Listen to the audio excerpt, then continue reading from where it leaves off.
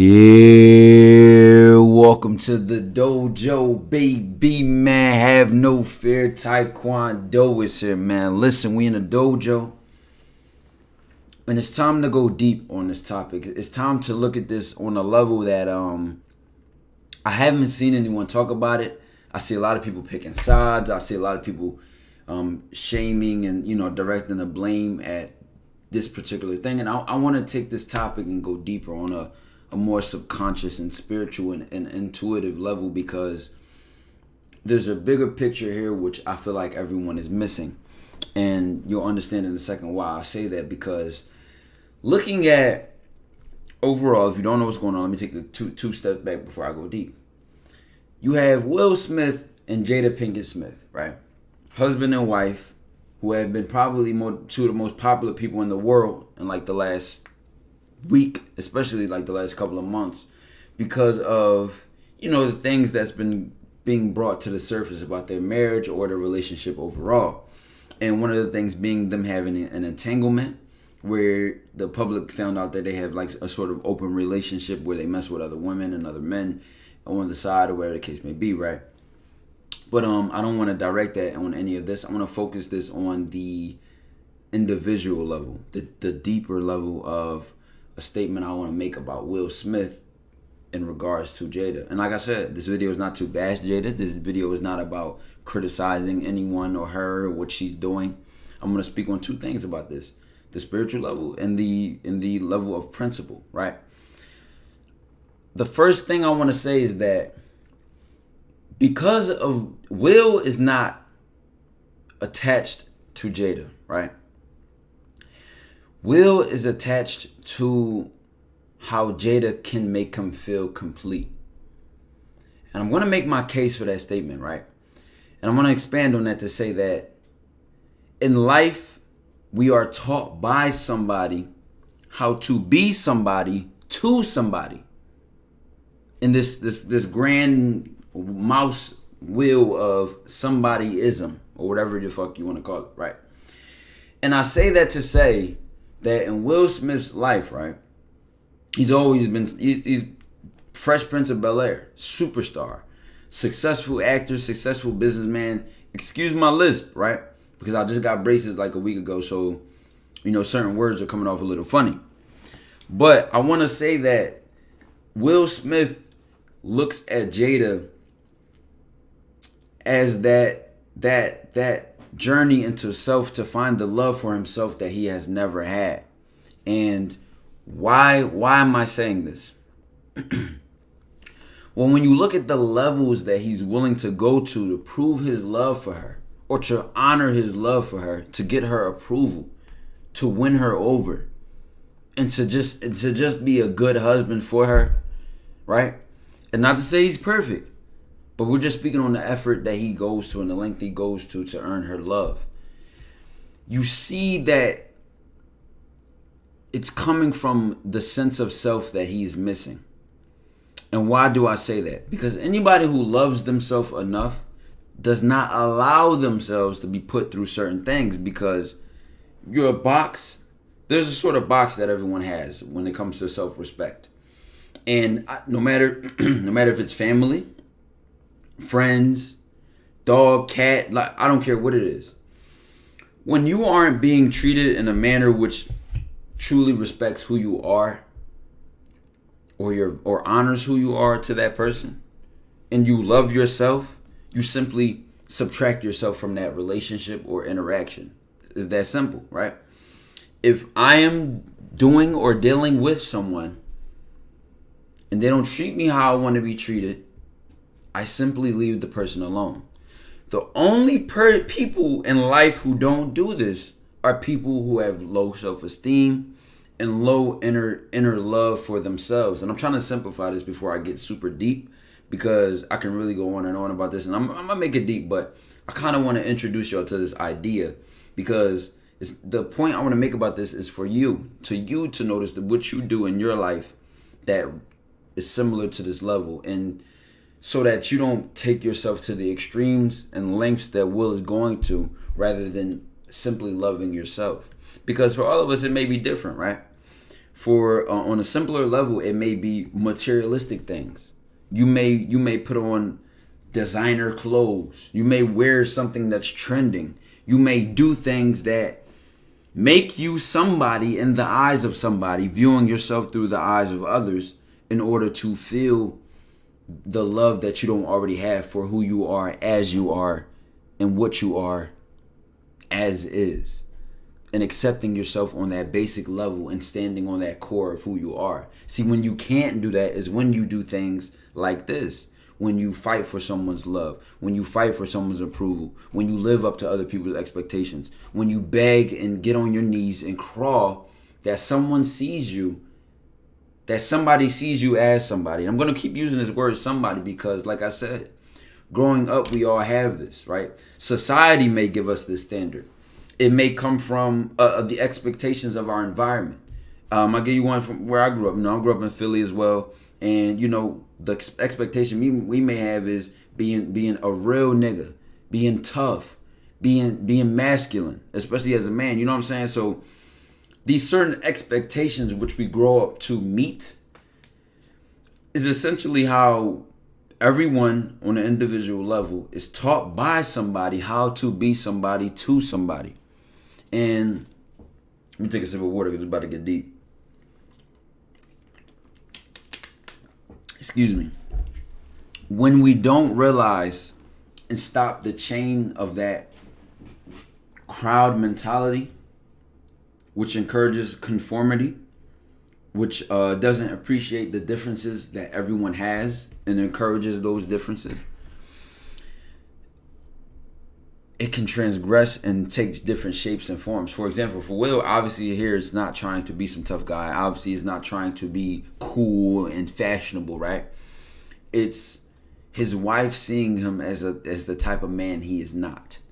And there's nothing wrong with the man he is. That's the problem, is that he can't accept the man he is. He's trying to be the man he's not.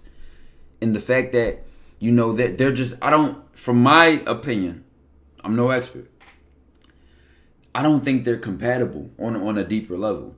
Because just look at the kind of men that Jada has loved. Just look at the kind of men that Jada has, gone for in the past or obsesses over. I'll give you one example. Let's take this crazy evidence right here. Now, if you don't know, Jada Pinkett has had a history with Tupac. They were really close. Don't need to go too much detail of that, right? But I want to pay attention to this. Her daughter, right? Her and Will Smith's daughter, Jada Pinkett and Will Smith's daughter, wrote a letter to Tupac when she was like 11 or 12 years old. And I'll read the letter. It says, "Dear Tupac, I know you are alive someplace. I think that my mommy really misses you. Can you please come back? Can you come back so mommy and me can be happy?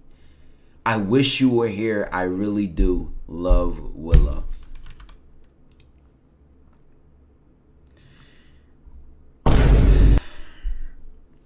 On a more serious note, though, do you know how much she has to talk about Tupac in order for her daughter to have this imprint of, "I'll only be happy," or "I would only be happy if he was here," in front of her father? Like with Will Smith in the house. And this is where, I'm going to save the whole principal segment for later on, but this is what Will is up against. I have a wife, a daughter, a family who isn't happy because I'm not what they want me to be. I'm not good enough. So what will make me good enough? What can I do? What effort can I put in? And then you go into things like this. The day after her 37th birthday, I hired a team to orchestrate her 40th birthday. I had hired a documentary team. I traced mommy's family roots. Her 40th birthday was going Everyone's faces in the room. to be my thing. It was going to be a splash. It was going to be a splash. Mary J. Blige performed. I debuted the film, all of that. It was going to be the thing that lifted her out of this midlife crisis, and it was going to be my deepest, most beautiful proclamation of love. And catch that, because he knew his intention when he was planning that. He knew where it was coming from. It was coming from a place of love, my proclamation of love. And I'll pull up the definition of proclamation so y'all can understand how it's not just on a level of, oh yeah, me showing love, but proclaiming it. I want to get into the definition. I want to get into this definition because this is important. And she's told me that the party was the most ridiculous display of my ego. Woo. Crushed, right? And to this day, I know I was crushed because it was true. Yeah. Because it was true, he says. Now, do y'all think it was true because he deeply realized it was true? Or do y'all think it was true because she convinced him it was true? Right? So, public or official announcement, especially one dealing with a matter of great importance. Right? And now, I don't want to, like I said, I don't want to make this about Jada. I don't want to bash Jada. Everyone's doing that. Everyone's, criticizing her. Everyone's making it about her. Everyone's judging her. I don't do this to judge, right? I want to look at the bigger picture. I'm just doing this out of, me trying to make a point that we all have done this in our life or will do this. If we aren't self-aware of where our love for self is, and if it's not at the core of who we are and accepting who we are as we are, in every relationship that we have, we'll start to live up to other people's expectations and need and wants of us because we'll always be trying to love ourselves through them. I'm going to say that one more time. We'll be trying to love ourselves through them. And this is where we get into attachment and ultimately being free and having that power over self. You'll never have that freedom, that true power, that true inner love, because you'll only be as good as you feel you can be in the eyes of someone else. And it might sound like I'm talking about something very simple, but like let's get really deep here. Let's get deep, right? Take another sip of this water, man.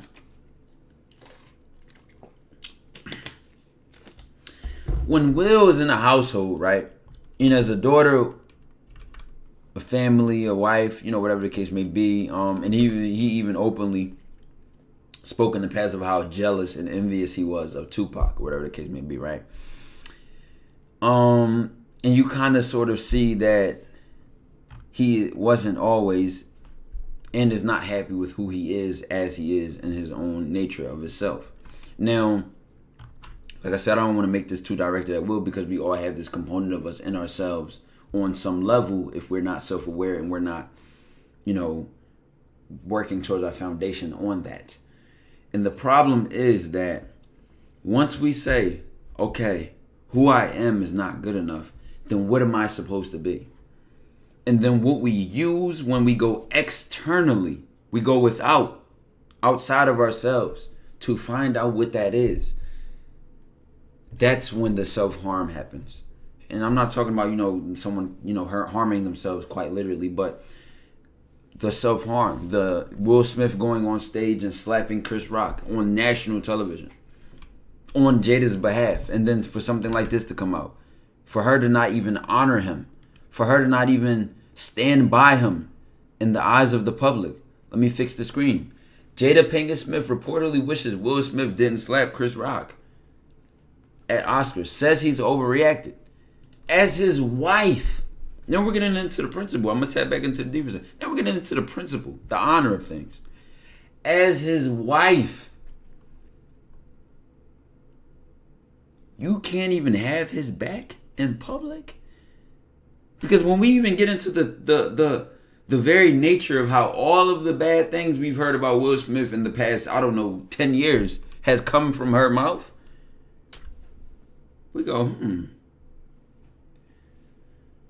whose side are you on here? Or like I said, that's, again, I don't want to get into that. I just want to point out the fact that, on the level that she doesn't respect him. This is going to be the last video I play before I really get in deeply. But I just want to use this video right here to kind of showcase that kind of toxicity that's there. Table. Esther Perel is coming to the table. She's going to be at the red table. Would you say she has been instrumental in you and I redefining our relationship? I would say don't just start filming me without asking me. Oh my goodness. If you could film me. Astaire, come help us again, please. I'm still dealing with foolishness. Don't. No, she... Yeah. Foolishness. Now look at this body language. Again, please. Catch this. I'm still dealing with foolishness. Don't. That arm, that like arm grab, that like body language, that closed offness, that's like a child like that's injured, bro. That's like that uncomfortable, unsafe feeling of hurt, bro. All from his body language. All from, hugging that arm, protecting that closed off body language. That shows how he feels in this dynamic. Because she don't just... Would you say the that lack she of respect, helped us bro, heal the hurts that we cause between one another? My social media presence is my bread and butter, okay? So you can't just use me for social media and not, don't just start rolling. I'm standing in my house. Don't just start rolling. disregards this and says what? Please watch us stare at the red table because she's helped us a lot. Can't you tell?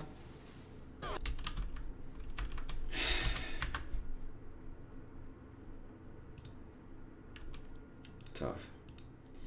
And like I said, let's get into it. Let's get into the more spiritual side of things because, like I said, on a personal level, none of us know them, none of us live with them, none of us are in this relationship. So it's not even much too far to an extent that we can say outside of what we see. I don't believe Jada is always bashing Will. I don't believe that she hates him. I don't, like, you know what I'm saying? I'm not gonna go in that extent. I'm not that crazy person that thinks I know it all and believes, oh yeah, I know this and I know that. I'm in their marriage. I was there when it happened, and I'm not gonna go there. There's even a clip where, oh yeah, let's play this one too. Her saying that she never wanted to be married. It was a horrible wedding. Married, but... We only got married because Gammy was crying. Well, Gammy, this is what happened. It was almost as if Gammy was like, you have to get married. So let's talk about the wedding. I was like, I never wanted to be married. I don't remember that. I remember feeling very strong. And that's fine, bro. That's fine, because what I want to say about this is where I mean they aren't compatible. If Jada's the kind of person who wants to have open relationships and Will doesn't like that, or Will wants to have it and she doesn't, and she's the kind of person who doesn't like parties, celebrations, and ceremonies, and Will does like that, and then she's the guy. Like, you gotta realize, yes, in a relationship you have to compromise and sacrifice for your partner and find what elements of yourself you want to give up on. But if you have to constantly do this on all levels, you'll begin to resent your partner. You'll begin to be miserable because they don't allow you to be who you are and accept you for who you are. You have to constantly twist and turn and tug and pull to satisfy them. Strongly and wanting you guys to be married. I do remember that. Yes. But I don't remember your rejection of the idea of marriage. I remember the rejection of the idea of a wedding. I didn't want a But wedding not either. She didn't want it, I was yeah. like, I don't want to get married. And now Gammy done gone to Will crying about, I don't want to have a wedding. And now I'm being forced to have a wedding. When really, I just wanted it to be the two of us on a mountain. Because I was like, this is serious business. Yeah. Wedding was horrible. It was a horrible wedding. It was a mess. Jada was sick. Sick. She was Oh, very yeah. unpleasant.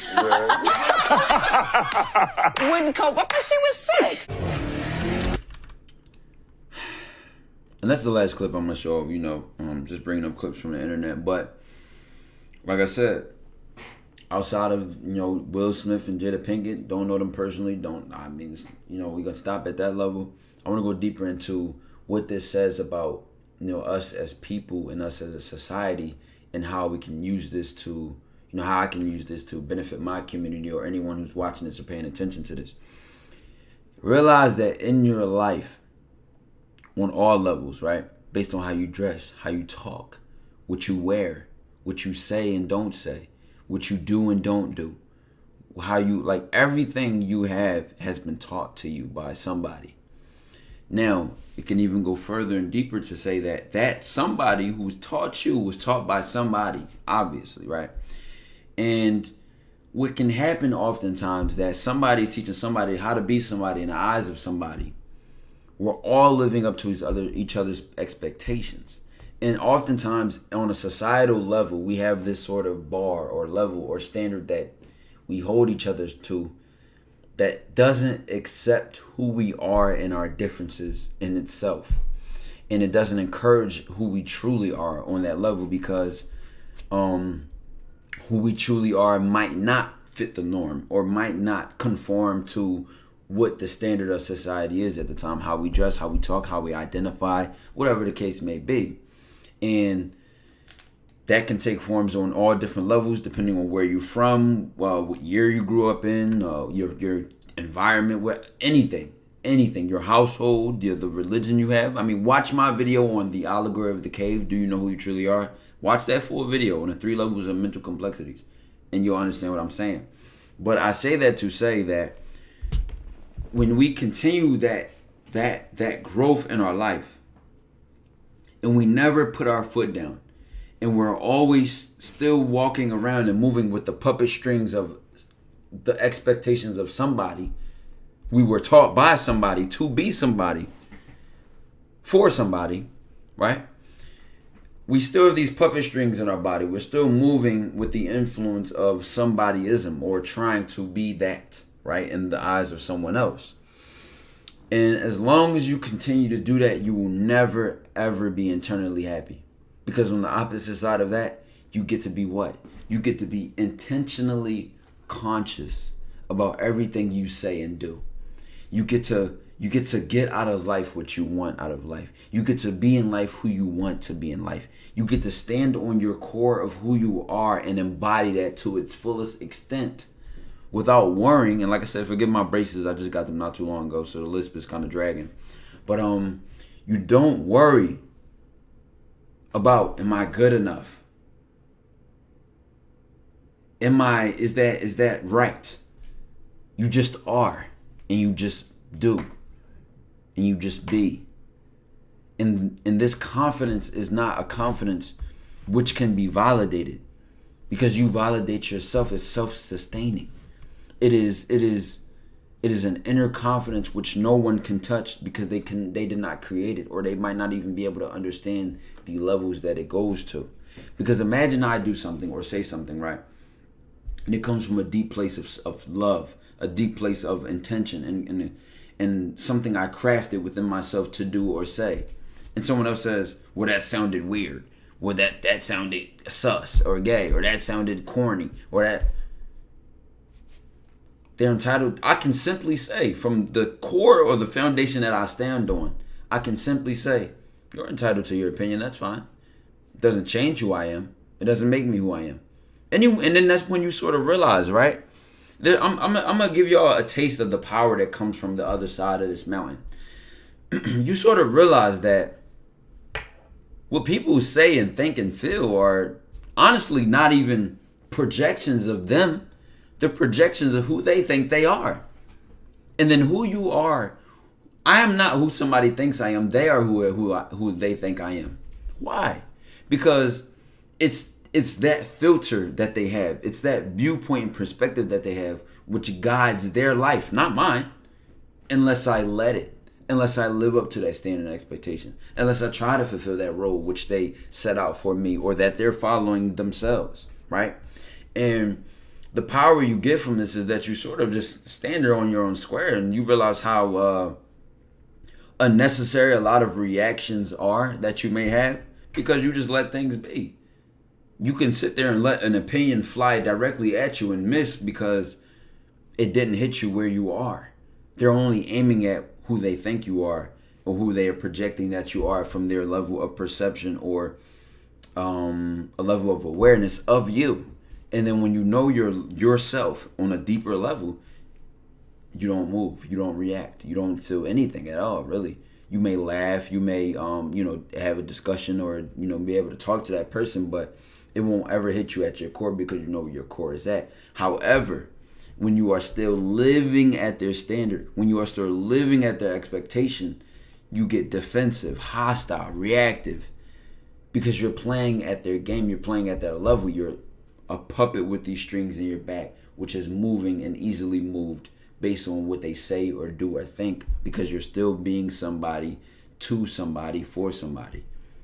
You're not who you are. You're not who you are in yourself, in your own shoes, to the fullest extent of you. And if you want to learn more about that and want me to get deeper on the topic, let me know in the comments. Watch my Olive Girl Decay video, tap into the Patreon, and take care of yourself and love yourself, man. Or woman, or whatever, whatever you are watching this video. I ain't even gonna say that, but y'all know in the dojo, we're all ninjas.